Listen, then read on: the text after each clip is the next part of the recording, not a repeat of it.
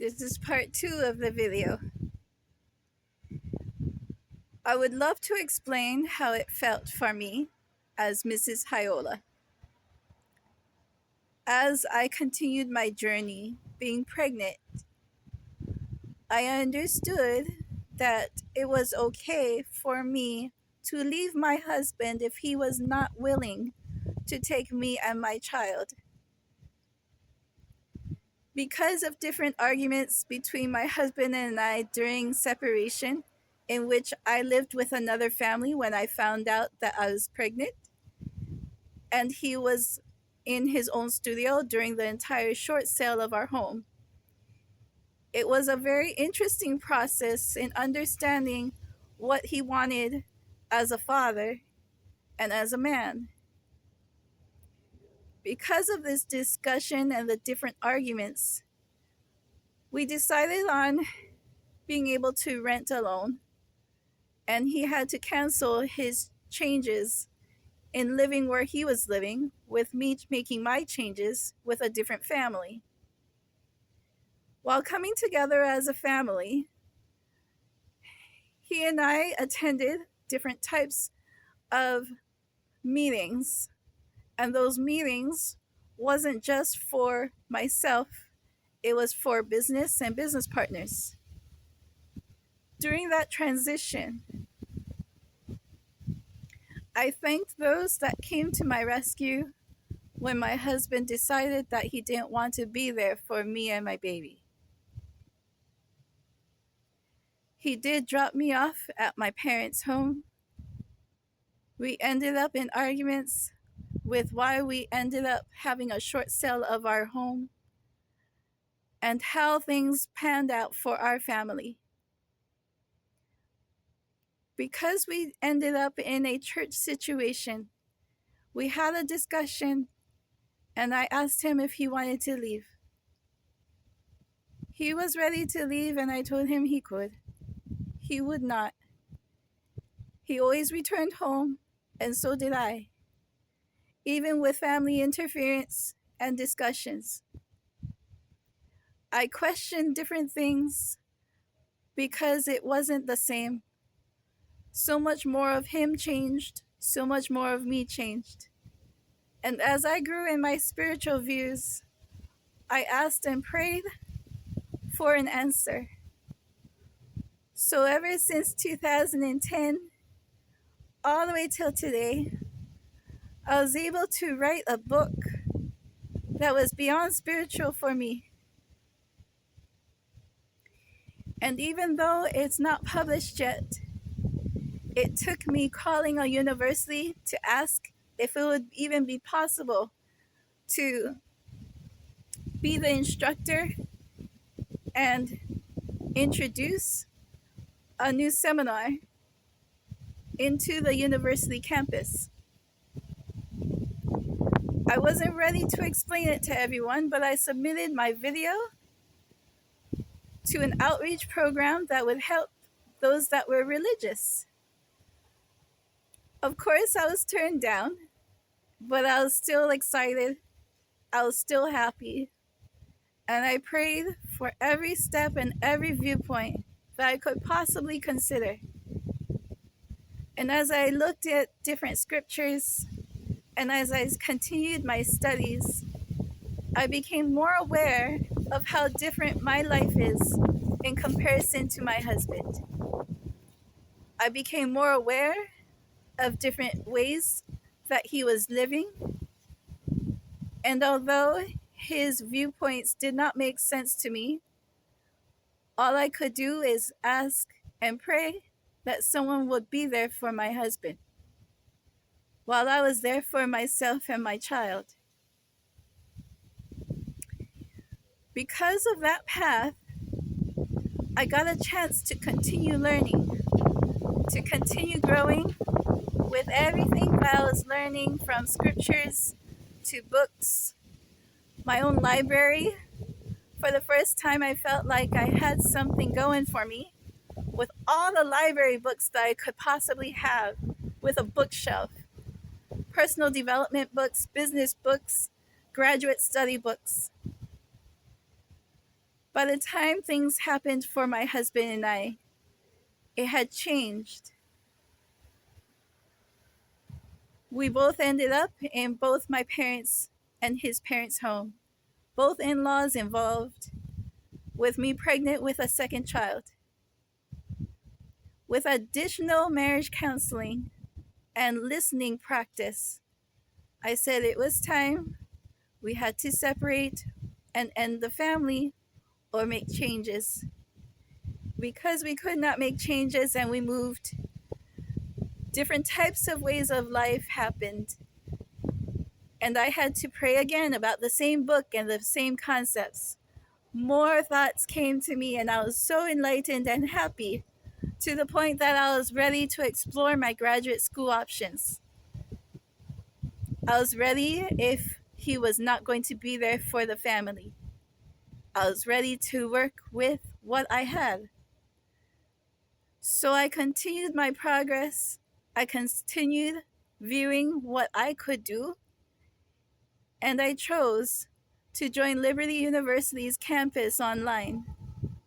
And although I was an online student, I had friends and business partners and leaders that stepped in when they could to be there for myself and my children.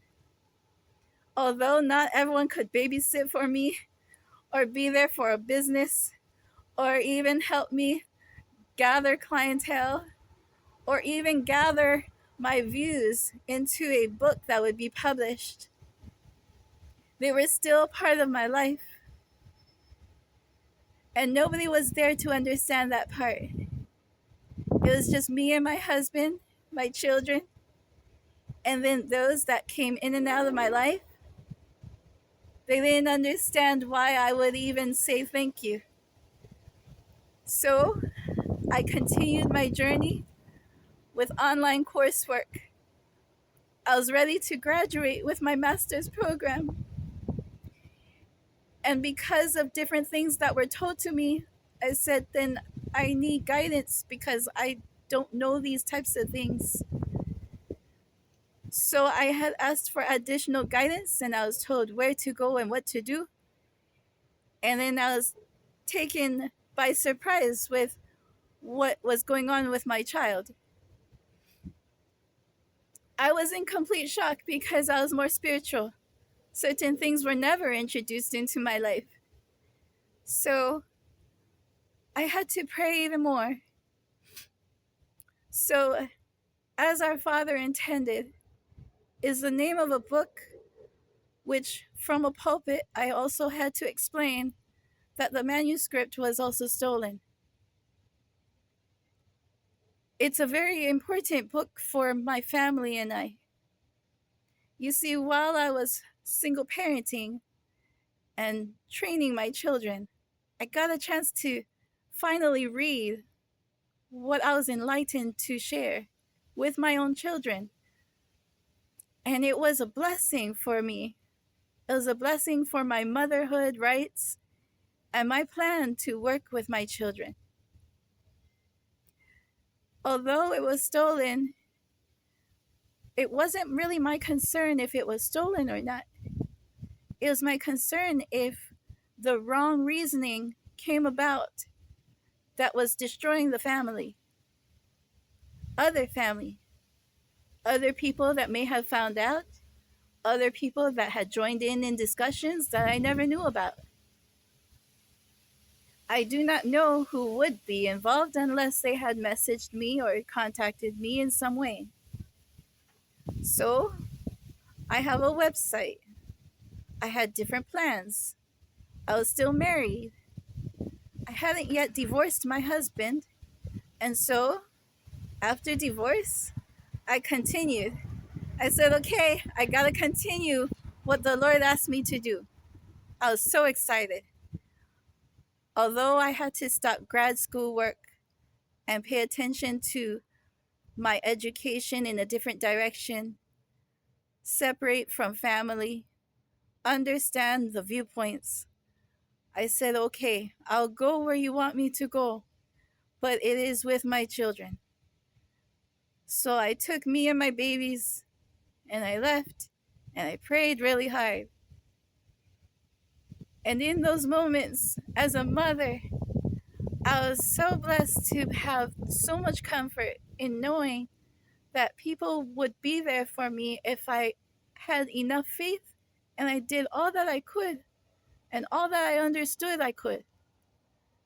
And there were people, just not family, nobody that I knew would be there. People that I had just met, business partners that ended up in my life, other people that ended up in my life. They were my strength as a woman and as a mother. My education paid off. I started building business again. I started tutoring. I started to work with my children. I started to enjoy the last moments of writing the book that I had started. And so I came to a conclusion that it was best that I homeschool my children and then work my way through the next part of my process with my children, away from everyone else. No one could understand that part. And although I tried to explain it, there was no answer for it to anybody else.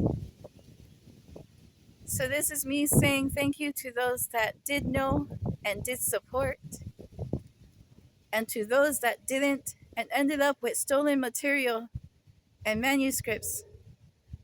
I am asking that you respectfully disregard it and get rid of it, because it has also led to police reports, as well as now a full investigation going into this process with a temple ceiling cancellation for my husband and I.